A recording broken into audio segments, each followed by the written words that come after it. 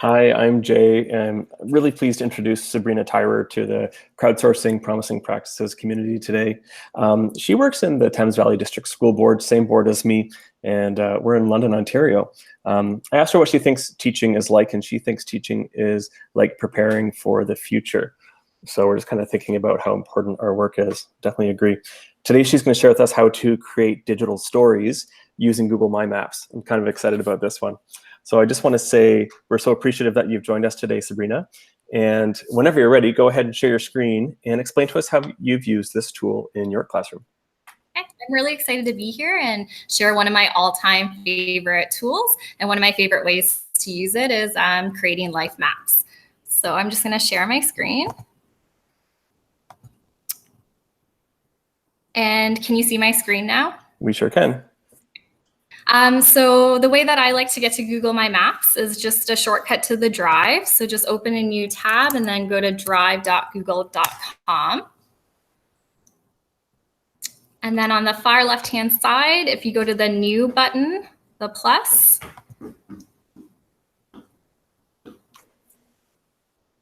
and then click down and then go down to More. I do apologize, my Wi-Fi is a little bit slow, so I'm gonna have to be a little bit patient. Okay, there we go, down to More, and then across to Google My Maps.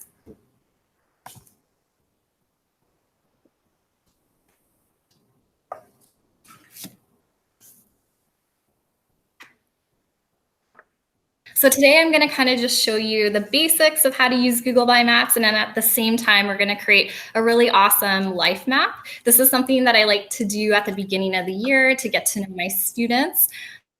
And then it's also something that you can return to throughout the year. Students can add maybe narrative writing throughout the year, and they can place that on the map. So it almost becomes like a digital journal for all your students' work. Okay, so you can see that we have the map loaded. So there's just a few toolbars and functions. So we have the search bar with the magnifying glass at the top. And then to the far left-hand side, there's that white box there. We're gonna kind of focus on that box right now. So the first thing that we're gonna do is title our map. So if you just click on that, and I'm gonna call it Sabrina's Life Map. Below, there's a description that you can describe your map so other people can understand. So we'll just write my life story through a map. And then click Save. Okay, so below, so you have your title here, and below there's a whole bunch of layers that you can add. So for the purpose of this assignment, we're going to kind of think of a layer like a chapter in a book. So our first chapter, or my first chapter of my life, would be where I was born. So if we click on Untitled Layer, and we're going to name that Where I Was Born. And that's going to be like our chapter title, is how we're going to think of it.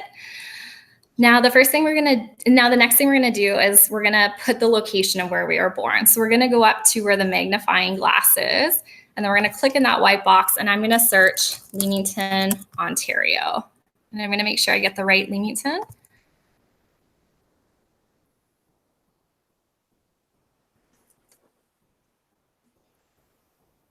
And then it takes us to the right location. So the next, oops, I'm just gonna zoom out for a second.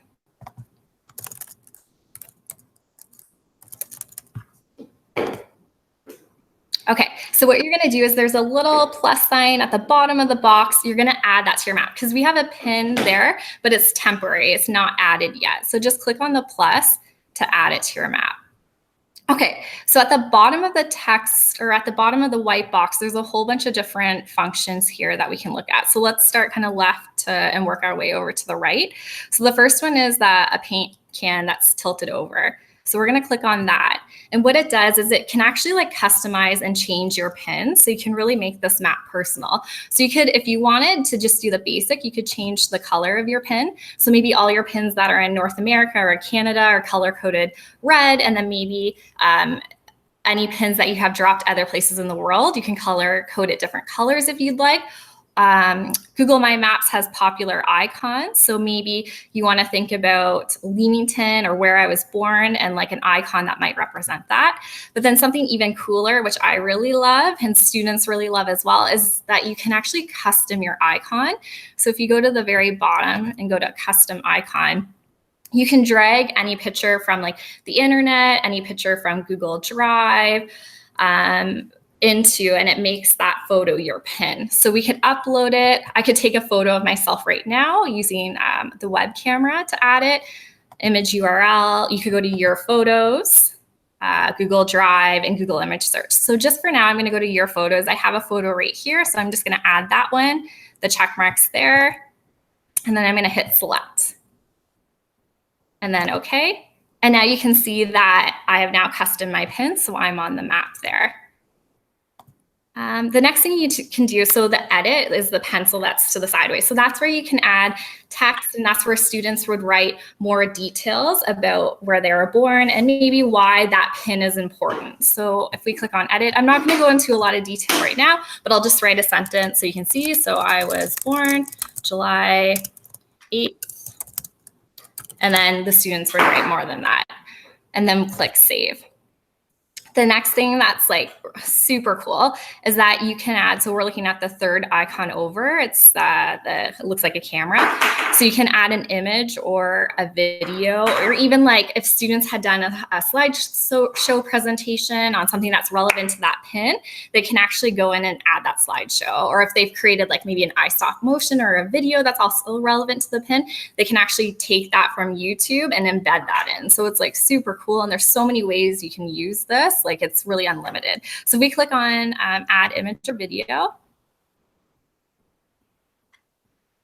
Very similar to like your custom pin. So we can upload a photo, get one from a web camera, image URL, your photos, Google Drive. But I'm going to go over to more just to show you a couple of the other functions. So you can grab it from a Google image search, YouTube, or YouTube URL. So let's just do Google image search for now. And I'm just going to type in Leamington into Google. Let's put more specific, Ontario. Okay, and there's one of the welcome signs, Leamington. So I'm going to select that one. And then you can see it kind of makes like a little slideshow of pictures here. So at the bottom in that black, there's a little plus sign. If you clicked on that, you could continue to add up to 10 photos in that area. So that's really cool. And the students could even like customize it. Like if they have their own photos from that area, or maybe they go out on a scavenger hunt outside of the school, they can then add those photos specific to that site to the map. Okay, so we'll just stop there and click save. And then that's kind of like the basics of adding to a pin. Okay, so now we're gonna add, so if you go back to the far left-hand side, so we have one layer, and I'm calling them chapter titles. I'm gonna add another chapter title. So in that gray box above, it says add layer. So if you click on that, and then you're gonna click on untitled layer. And if you notice on the far left-hand side, there's that blue bar there. That means that we're working in that layer. So any like pins that we drop are gonna be in that layer. But if for some reason it was highlighted onto the layer above, do you see how the blue bar is where I was born?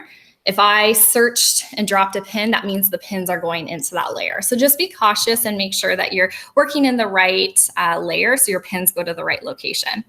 Okay, so we're gonna now call this chapter title Education. Okay, so this is where the students would reflect and think about all the different places. Maybe they've only been to one school in their life, or maybe they've been to multiples. So that's where they would go up to the search bar again. They would search the location of the school they had gone to, and then they would go through all the steps that we just went through. So all one like super, not going to go back all the way to elementary, university.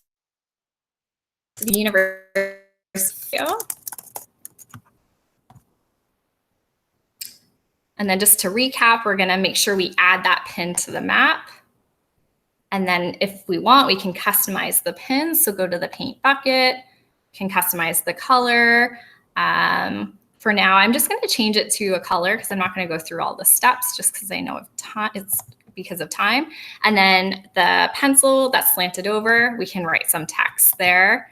And students can say why that pin is important or give some details about their education there. And then they can also grab images or videos.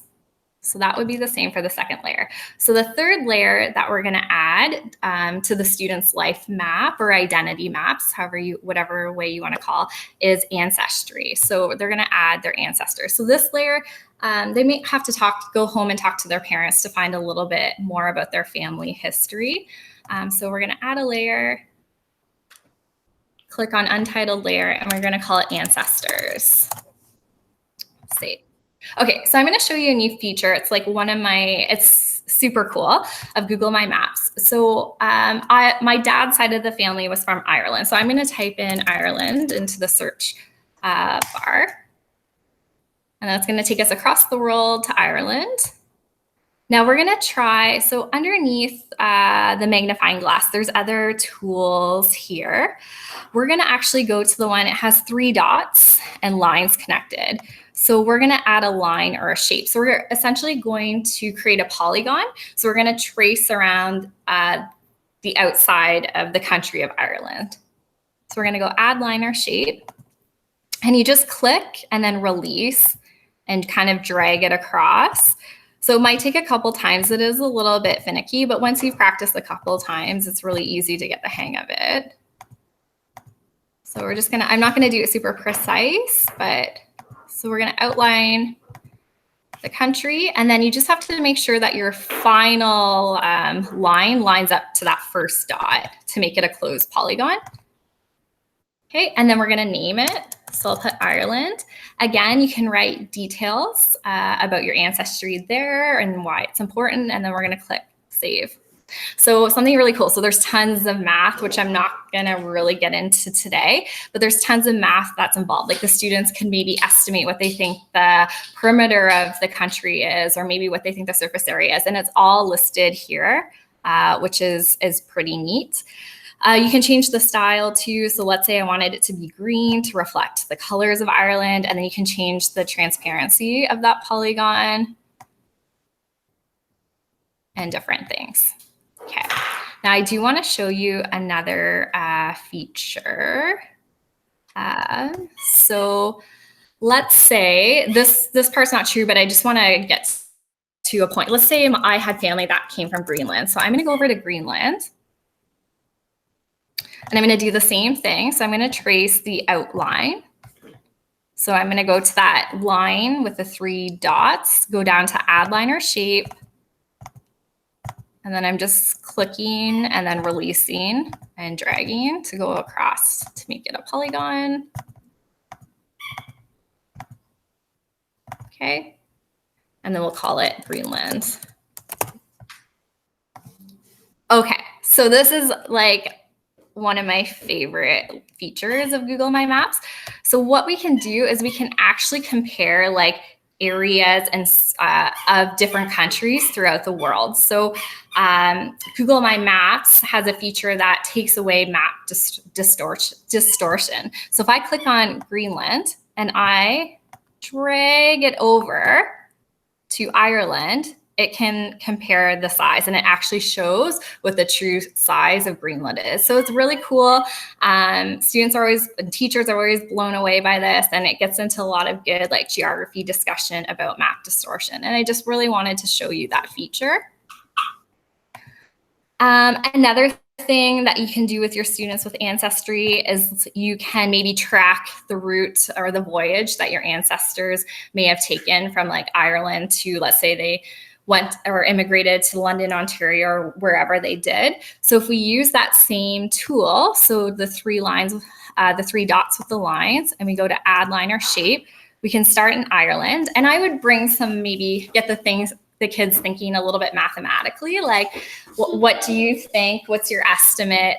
How far of a distance do you think it is? And why do you think that? And get them thinking and kind of rationalizing about it. It's just kind of a fun element to bring into it. So if I click on Ireland and I just drag it across to London, Ontario, Whoops, and then I just need to double tap it, or drag to Leamington. If we click on the line, it then tells us the distance in kilometers that it takes. So it's almost 6,000 kilometers, which is just pretty cool. Okay, so that would be the third chapter of my life or book. So we're gonna add another chapter title. So again, we're gonna go up to add layer. And then the layer is here, and I'm working in that current layer. So we're gonna click on untitled layer, and then we're gonna call it special places I've traveled. So students would reflect and think of places that were special to them and why they were special. And maybe they want to get some photos from the actual trip, and they can drop the pin and add those photos and explain why those places were important to them. The next chapter title that we're gonna add is places I've traveled. So go up to add layer.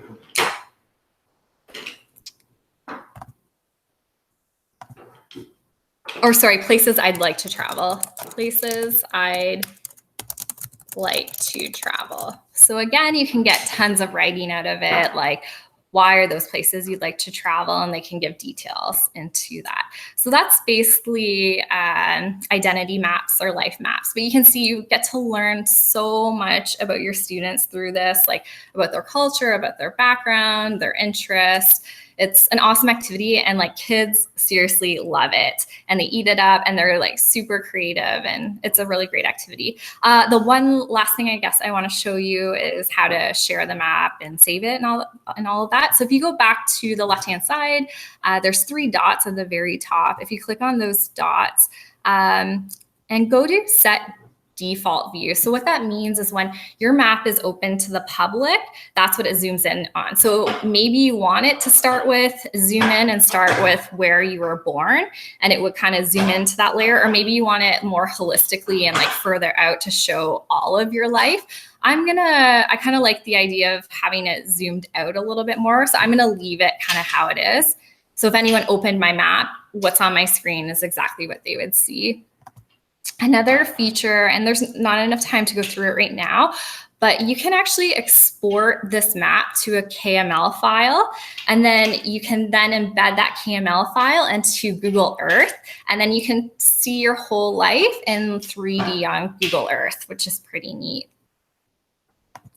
Okay. So then we're going to share this map. So this is where students would share this map through you. So it's really up to you how you want to do that sharing. If you want to create a table and have them share all their maps into like a Google Doc, and other students can view each other's if you'd like, or Google Classroom, whatever you prefer. But if I click on share, and then I'm going to change who has access. So maybe I want it anyone with the link, and then just down here can view or edit. So just make sure that the kids click can view, because if they do click edit, someone can change their map on them. Click save, and then they can just copy that URL and then paste it into however you are having the students share. And that's Google My Maps in like 10 to 15 minutes. Okay, Sabrina, my brain like this right now. Awesome. This is really fun, and the polygon feature and talking about map distortion, this is new learning for me. I can't wait to give this a try. And obviously there's so many writing applications. So talking about hooking in kids and engaging writers, I'm pretty excited about this. So thanks so much, Sabrina, for adding a perfect bite of PD to our community. And for viewers out there, thanks for learning with us. Keep those nominations coming in and helping us make sharing contagious. Bye for now.